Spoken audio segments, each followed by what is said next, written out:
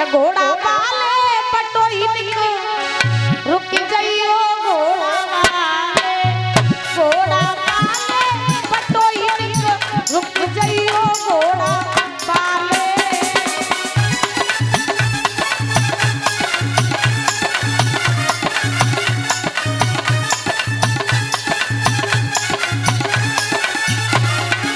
जवाब दिया घोड़ा वाले पटोई रुक जाइयो घोड़ा वाले पटोई रुक जाइयो घोड़ा वाले।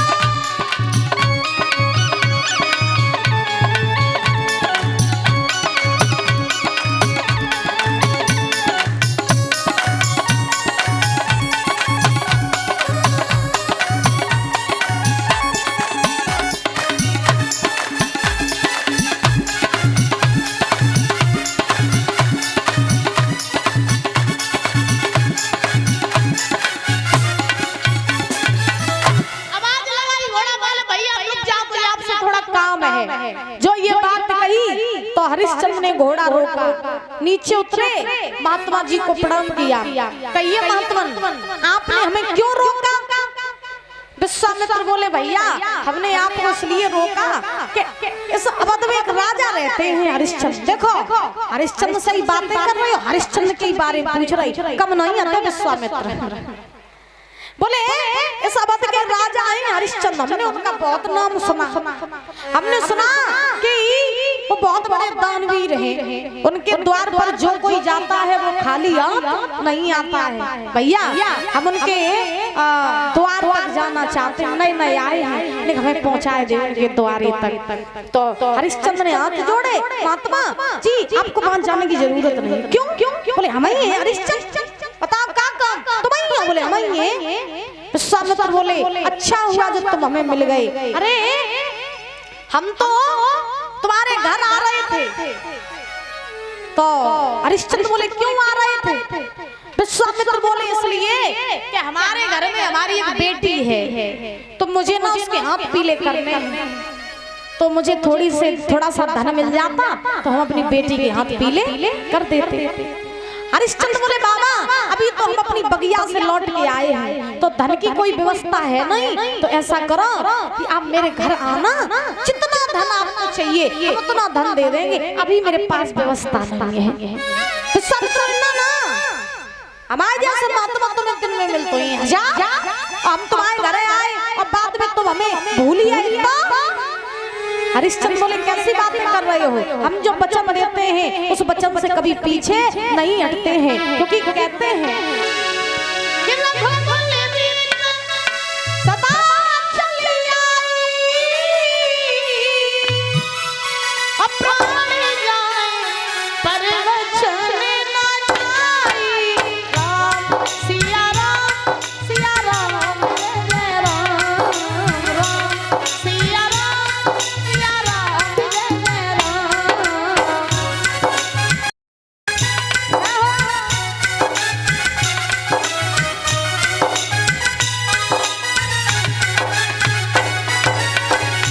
बाबा रघुकुल रीत सदा चली आई, अब प्राण जाए पर वचन ना जाई। हम अपने प्राण दे सकते हैं लेकिन वचन से पीछे नहीं हट सकते। और पहले यही होता था कि राजा के प्राण चले जाते थे लेकिन वचन से पीछे नहीं हटते थे। और कलयुग की रीत कैसी है? विद्वान कहते हैं कलयुग रीत सदा चली आई, वचन जाए पर प्राण न जाई। राम सिया राम जय राम राम सिया राम जय राम।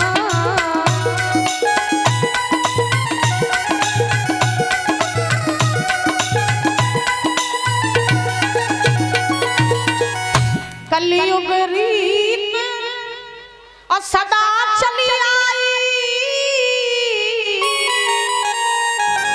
अब वचन जाए अब प्राण न जाए।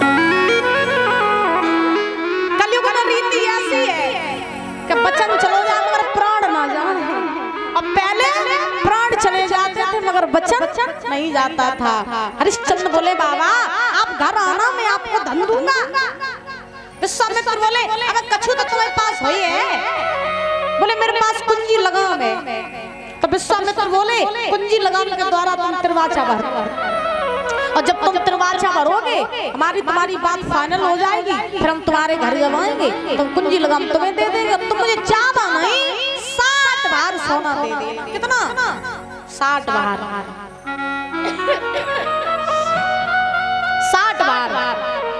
विश्वामित्र चाल, हरिश्चंद्र चाल नहीं समझ पाए विश्वामित्र की। कुंजी लगाम के द्वारा तिरवाचा भर लिया। और विश्वामित्र से कहा बाबा ये लोग कुंजी लगाम के द्वारा हम संकल्प ले रहे हैं, अब तुम हमारे घर आना, मैं आपको 60 भार सोना दूंगा। हरिश्चंद्र घोड़ा पर सवार भये चले आए। सभा में पहुंचे हरिश्चंद्र, देखो विश्वामित्र की चाल। हरिश्चंद्र पहुंच नहीं पाए, पहले विश्वामित्र हरिश्चंद्र की सभा में पहुंचिए। और पहुंचे सो पहुंचे हरिश्चंद्र की राजगद्दी पे बैठिए। राजगद्दी पे हरिश्चंद्र सोचने लगे अजीब महात्मा पीछे पड़ रही हो, आओ सो आओ राजगद्दी पे ही बैठी हो। अब हरिश्चंद्र ने विश्वामित्र से तो कछु नहीं कही, खजांची को बुलवाओ। और खजांची से कही भैया खजांची खजाने में से 60 भार सोना निकाल लिया। और हरिश्चंद्र बोले कि राजा ने खजांची बुलवाया और आज्ञा दी सोना लाने की। और तब विश्वामित्र ने मुझसे और कह दई के बात ठिकाने की।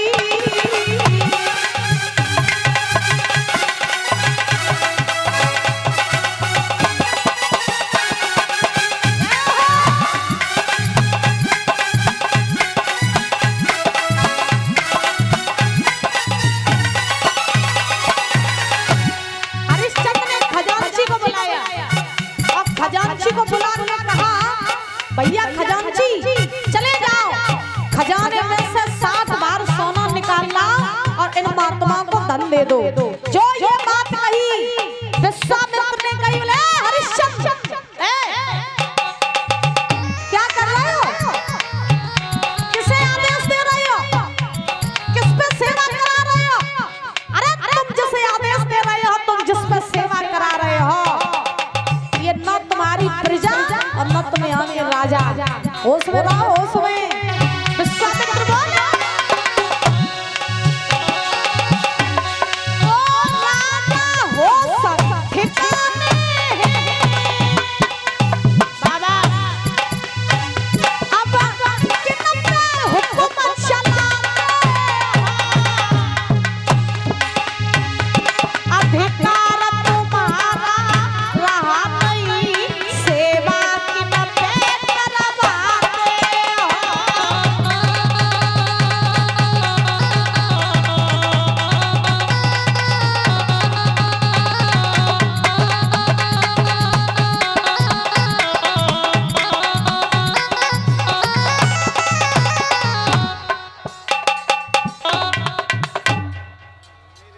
महाराज ध्यान रखना। विश्वामित्र ने परिचंद जी महाराज हरिश्चंद्र से कहा राजा होश में। क्यों? बोले तुम जिसे सेवा करा रहे हो, तुम जिसे आदेश दे रहे हो, ये न तुम्हारी प्रजा न तुम यहाँ के राजा। हरिश्चंद्र बोले हमें लगता बाबा आपका थोड़ा चित्त कम हो गया। क्यों? अरे तुम जिस राजगद्दी पे बैठे उस राजगद्दी का मालिक मैं हूँ, मैं और इस अवध का राजा मैं हूँ हरिश्चंद्र। और तुम कह रहे हो कि हमारा ही नहीं रहा, फिर किसका हो गया? विश्वामित्र बोले तुम्हारा था अब नहीं है। क्यों?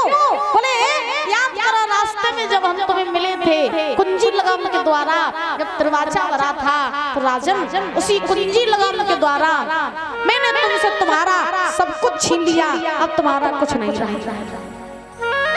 तुमने जो संकल्प लिया था कि तुम मुझे 20 बार सोना दोगे, तो राजन अब ज्यादा नहीं, अपना संकल्प पूरा करो और वो 60 बार सोना मुझे अदा करो, मेरा कर अदा करो।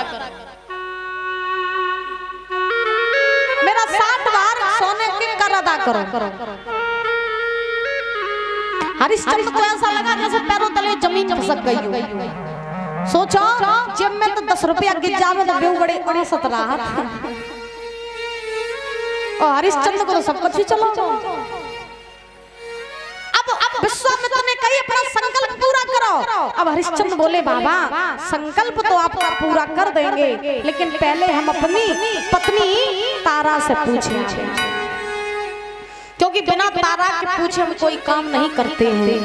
विश्वामित्र ने कहा पत्नी से पूछो, किसी से भी पूछो, मुझे तो अपने धन से मतलब है, पूछे अपनी पत्नी से। तो हरिश्चंद्र चले और ये तारा के पास पहुंचे। उदास चेहरा तारा ने आता हुआ देखा, पलंग बिछा दिया, अपने पति को बैठा दिया, लोटा में जल ले आई, जल पिला दिया। उदास चेहरा देखा तो तारा ने पूछ दिया महाराज पहले जब आप आते थे तो आपका चेहरा फूलों की तरह खिलता था, आज आपका चेहरा मुरझा क्यों रहा है, क्या बात है?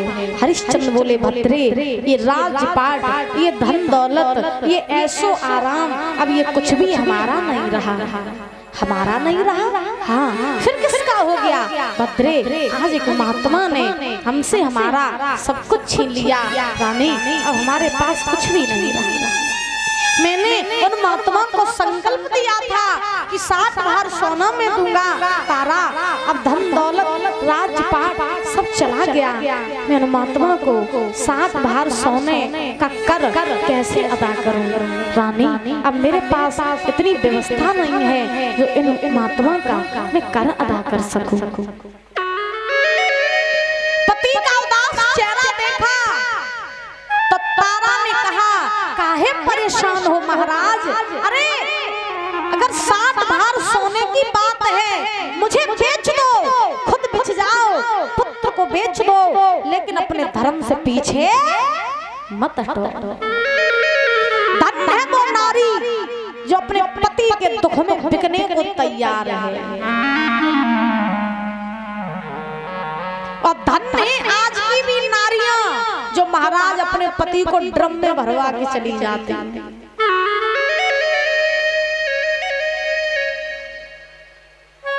बताओ पहले की रानियां, जो पहले की देवियां, पहले की पत्नियां ऐसी होती थी, कैसी? जो अपने पति के प्राण यम से वापस ले जाती थी। और धन्य है कलयुग की नारियां जो खुद अपने पति को यम के पास पहुंचाए देती हैं। बोलो राधे राधे, जोर से बोलो। आज की होती, आज के पति कहेंगे दुख आई है तो बिछ जा जाए, हम नहीं बिछे, खानदान बेचो, परिवार बेचो, हम तो चले अपने घर है। आज की बिचती नहीं, आज की तो बेच देती है परीक्षा जी महाराज।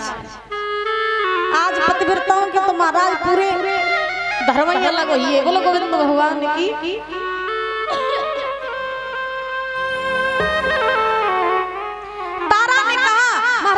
मुझे बेच दो, महात्मा का कर अदा कर दो। हरिश्चंद्र की आंखों में आंसू आ गए। वाह रानी तारा, तुम्हें क्या करके तुम्हें धन्य हो गया जो आज तुम मेरे दुख में बिकने को तैयार हो। तब तक रोहितास आ गए। रोहितास ने कहा पिताजी आप मुझे भी बेच दो, लेकिन धर्म से पीछे मत हटो। धन्य है वो संतान जो अपने पति के दुख में बिकने को तैयार है। रोहित ने क्या कहा कि मुझे बेच दो, और आज की संतानें कैसी है महाराज? बाप मर जाए, सब जिंदगी पढ़ाई लिखाए, खुद फटे जूते पहन के तुम्हें अच्छे जूते पहनाए, खुद फटे कपड़े पहन के तुम्हें अच्छे कपड़े पहनाए, तुम्हें ऐसो आराम की जिंदगी दे, और वही लड़के जब बड़े हो जाते हैं, उनकी शादी हो जाती है, और माँ बाप जब बूढ़े हो जाते हैं, तो वही लड़के ये कहते हैं कि तुमने जिंदगी में हमारे लिए किया ही क्या है। आज के लड़के ऐसे हैं कि महाराज माँ बाप को ठुकरा देते हैं, माँ बाप को वृद्धाश्रम छोड़ आते हैं, और खुद ऐसो आराम की महाराज जिंदगी जीते हैं। आज दशा ये है कि बुढ़ापे पे लोग महाराज बहुएं और लड़के ये माँ बाप की दुर्दशा कर देते हैं, और बुढ़ापे की दशा तो महाराज बहुत ही बुरी होती है। जब महाराज लड़के बहू साथ ना दे तो बुढ़ापे की दशा बहुत बुरी होती है। जब बहुएं और